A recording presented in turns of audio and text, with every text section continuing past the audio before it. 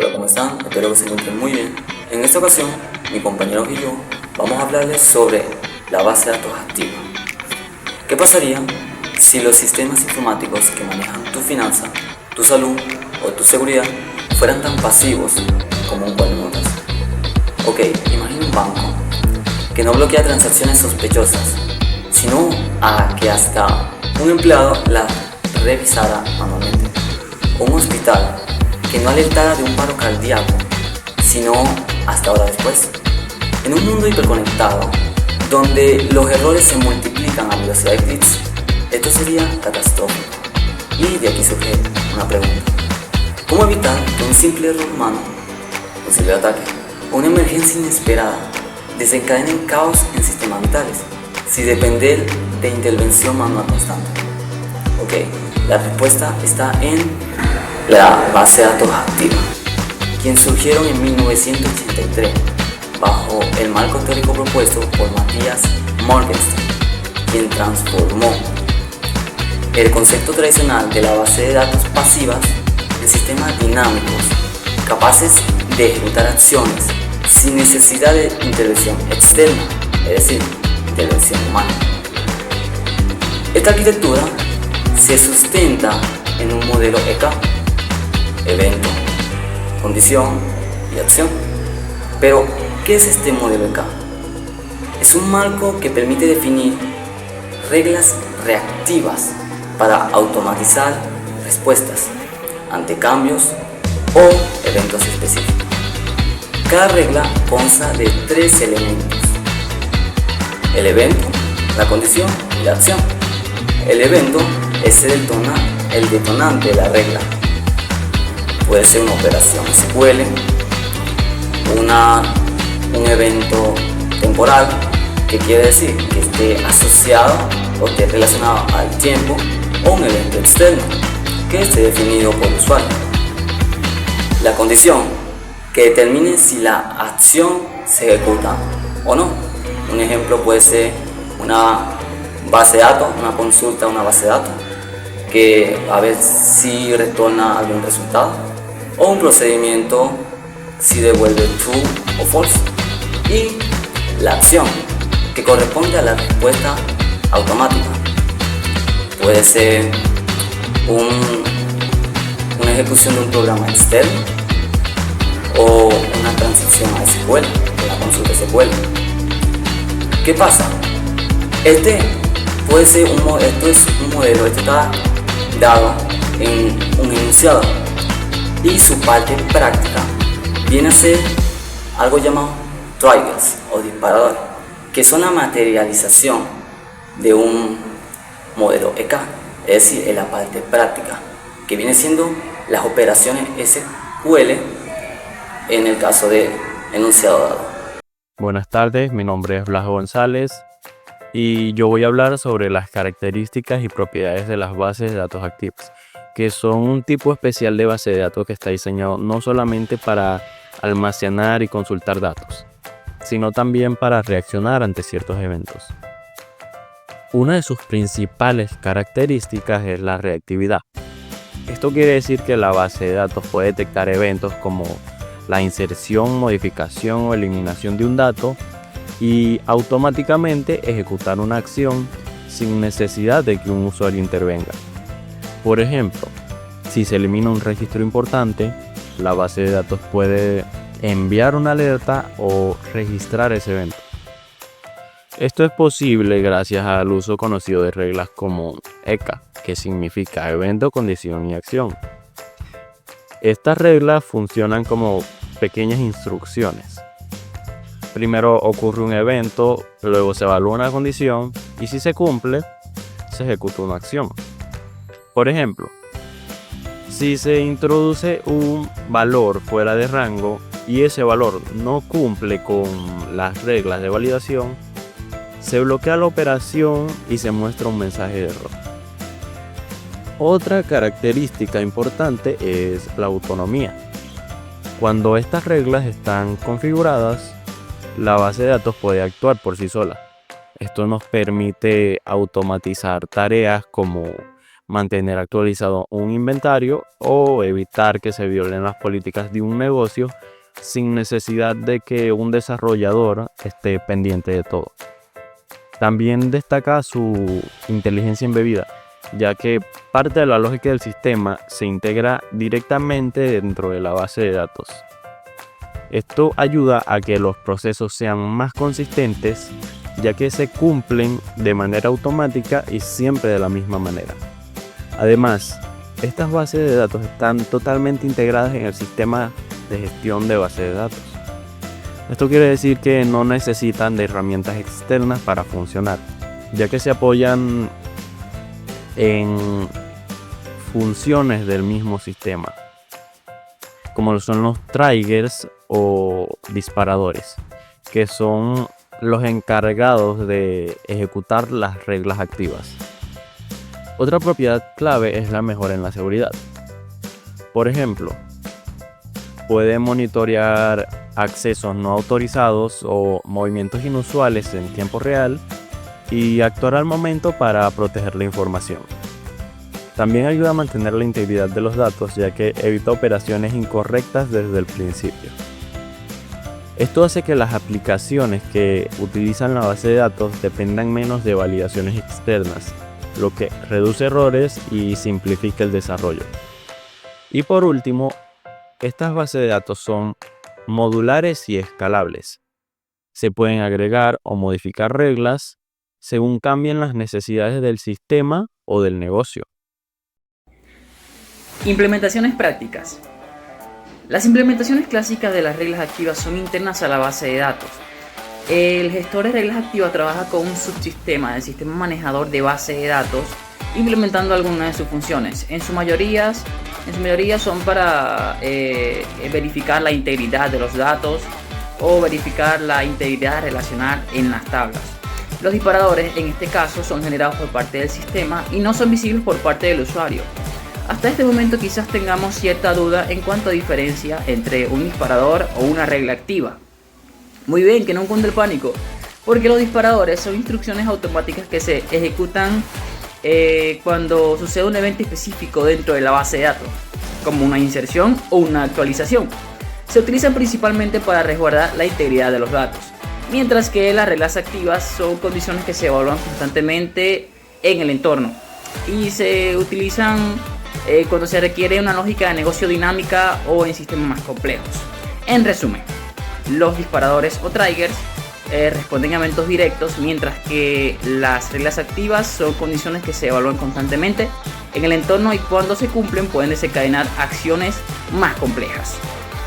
Algunas implementaciones clásicas o más comunes de las bases de datos activas suelen ser en sistemas de seguridad, como crear una base de datos activa para evaluar patrones inusuales en los registros de acceso y bloquearlos si son peligrosos o se consideran intrusivos, cerrando así accesos a la base de datos para que esta persona que esté intentando acceder no acceda a estos datos. O como control de temperatura. Supongamos que estamos en una fábrica en la cual se requiere evaluar la temperatura de un horno industrial constantemente. Pues creamos una base de datos activa para que se ingresen datos periódicamente a ella mediante lecturas con sensores en el horno industrial. Y cuando se alcancen temperaturas elevadas, muy peligrosas, entonces se crean reglas predefinidas obviamente en la base de datos para que dispare una alarma y así alertar a todos de que se ha alcanzado una temperatura peligrosa. A continuación se hará la demostración del uso práctico de los triggers en proyectos reales de base de datos. Nuestra demostración va a consistir en una aplicación backend creada con Nest.js utilizando TypeORM como ORM y PostgreSQL como base de datos relacional. Entonces, nuestra demostración va a consistir en que un usuario que se registre en XZ módulo va a tener asociado un perfil. Esto en el contexto de que, por ejemplo, se está desarrollando una aplicación tal como Facebook o un clon de Instagram y que generalmente la información básica del usuario va a ser constantemente accedida por distintos clientes como aplicaciones de Flutter, aplicaciones de React Native, donde generalmente se están utilizando ya sea en dispositivos Android o en el estándar, pues en la web. Antes de comenzar tenemos que tener en cuenta el modelado de las entidades de nuestra base de datos. Entonces, aquí tenemos la entidad usuario, que posee una relación de 1 a 1 con el profile, donde el profile tiene información básica de este perfil, por ejemplo la biografía, aunque aquí puede haber otros campos, como por ejemplo la fecha de cumpleaños, que sí, apodos, la foto de perfil. Entonces, posee una relación 1 a 1 con el user, en donde un usuario nada más puede tener un perfil y un perfil nada más puede tener un usuario. Y aquí, por ejemplo, están los campos que corresponden a la autentificación, por ejemplo, el nombre, el email y el password. Para dando más contexto de cómo está funcionando la aplicación, nosotros tenemos aquí un módulo de autentificación donde tenemos un controlador. Este controlador tiene un método POST que llama al servicio de registro. Llama a su vez el registro al servicio de usuarios. Y en el servicio de usuario, está encargado de nada más crear el usuario. Es decir, a este apartado que está acá no debería de corresponder la lógica de crear un perfil. ¿Y esto por qué se debe? Esto se debe principalmente porque nosotros podemos tener otros backends o otros microservicios que al consultar nuestra base de datos y quieran llegar a registrar un usuario, no vamos a estar en cada aplicación backend tratando de crear un perfil para cada usuario. Entonces, esa regla o lógica de negocio la establecemos en nuestra base de datos, en nuestro gestor de base de datos, en este caso pgadmin, que para este ejemplo se utilizará otro por otros propósitos. Entonces, ¿cómo se crea un trigger en este caso para nuestro proyecto? Eso se hace mediante una migración, un conjunto de cambios que se establecen en la base de datos. Entonces, para crear un trigger, lo que primero tenemos que hacer es crear o reemplazar una función que ya exista. Le adjuntamos el nombre y lo vamos a retornar como un trigger. Aquí con el begin y end vamos a delimitar los pasos y procesos que va a tener nuestra función. ¿En qué consiste nuestra función? En insertar en la tabla de profiles, en las columnas bio y user ID, los valores en el campo bio, una cadena de texto vacía, y en el user ID, pues el nuevo registro que estará llegando, que para acceder a él de forma global se le atribuye esta nomenclatura global llamado new, y accedemos a su ID porque ya ese registro existe en nuestra base de datos. Entonces, aquí delimitamos qué tipo de lenguaje de proceso estamos utilizando en este apartado, y para crear nuestro trigger, nosotros aquí nombramos create trigger, le ponemos un nombre, luego insertamos en users por cada fila, es decir, por cada fila que se vaya a insertar en la tabla de users vamos a ejecutar la función create profile. ¿Cómo podemos validar que esto realmente está funcionando? Esto lo vamos a hacer mediante nuestra documentación de Swagger, que simplemente es una interfaz que permite consultar nuestros endpoints. Entonces, a continuación, nosotros aquí, para testear nuestro endpoint y ver y confirmar que nuestro trigger está funcionando correctamente, lo vamos a hacer mediante Swagger, como comentamos con anterioridad. Entonces, nosotros lo que le vamos a pasar es un nombre, email y password. En el email le podemos colocar cualquier cosa, como por ejemplo Armando, y a continuación ejecutamos o llamamos a nuestro endpoint, y aquí va a retornar esta respuesta. Tenemos el ID, el nombre, el email y el password. Este ID representa el usuario creado. Pero ahora bien, vamos a ver si realmente y efectivamente se registró el profile.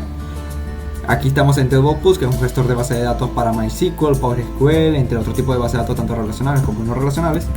Si nos vamos a nuestra tabla de users, aquí podemos ver armando@example.com, que representa el nuevo registro de nuestra base de datos con su respectivo ID 9. Ahora, si nos vamos a la tabla Profiles, aquí podemos observar el nuevo registro de Profile, que en este caso tiene en su columna User ID el valor de 9. Es decir, si se disparó nuestro trigger después de haber insertado en nuestra tabla de usuarios X y Z valor. Entonces, como podemos confirmar aquí, tenemos un usuario que tiene una relación 1 a 1 con la tabla Profiles. Ventajas y desventajas de las bases de datos activas. Ventajas: automatizan lo aburrido. Imagínate que al vender un producto, el stock se actualiza automáticamente, sin que tú hagas nada. Eso hacen las bases de datos activas con sus triggers. Velocidad ante emergencias. Si un cliente cancela una reserva, el sistema puede liberar su habitación al instante, una reacción inmediata. Menos errores humanos. Equivocaciones al ingresar datos. Con reglas predefinidas eso casi no sucede. Adiós esas facturas mal calculadas. Datos siempre consistentes. Por ejemplo, si borras un usuario, sus comentarios también se eliminan, creando así una integridad en los datos del sistema. A pesar de todas estas ventajas, las bases de datos activas también tienen ciertas desventajas, las cuales pueden ser una complejidad elevada. Configurar esas reglas no es como hacer un TikTok, requiere análisis técnico, análisis profundo, o podrías terminar con un lío de reglas contradictorias. También tenemos el rendimiento en riesgo. Si abusas de los triggers, tu base de datos podría volverse lenta, como un celular con 100 aplicaciones abiertas. Depuración difícil. Un error. Buena suerte rastreándolo. Las acciones automáticas pueden esconder fallos en cascada. Configuración ultra precisa. Un pequeño error en una regla puede borrar datos críticos, o peor aún, crear bucles infinitos. Cuidado con esas configuraciones. ¿Qué concluimos de esto? ¿Vale la pena usarlas? Depende. Si necesitas automatización rápida y precisión, como en bancos, hospitales, hoteles, son ideales. Pero si tu sistema es pequeño o tu equipo no tiene experiencia, quizás sea mejor optar por soluciones más simples. El equilibrio es clave. ¿Les gustó el video? ¿Has usado bases de datos antes? Cuéntame, escribe en los comentarios si te han salvado de la vida o dado dolores de cabeza. Y si te ayudó este video, suscríbete, dale like. Hasta la próxima.